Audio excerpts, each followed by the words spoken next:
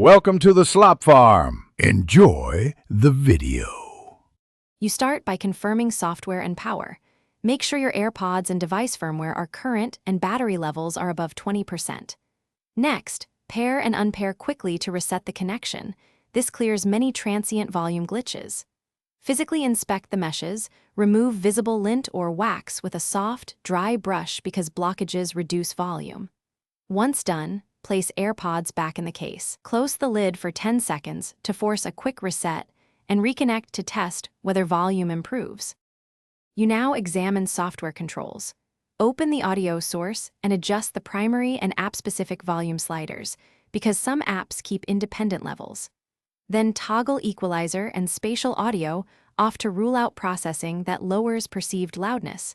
Noise cancellation settings can also affect loudness, so turn them off briefly.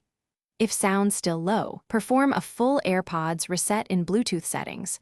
Hold the case button until the LED flashes amber then white, because a clean pairing often fixes profile or codec mismatches. You finish by isolating the fault. Pair Airpods with a different phone or computer to determine whether the issue is the source device or the earbuds themselves.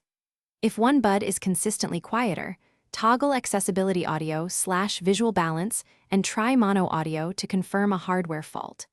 If problems persist after all resets and cleaning, make an appointment with support because hardware replacement or professional cleaning may be required. If you need immediate relief, use the louder side only or switch to wired headphones while you pursue service. Thanks for watching. Consider subscribing if we helped you today.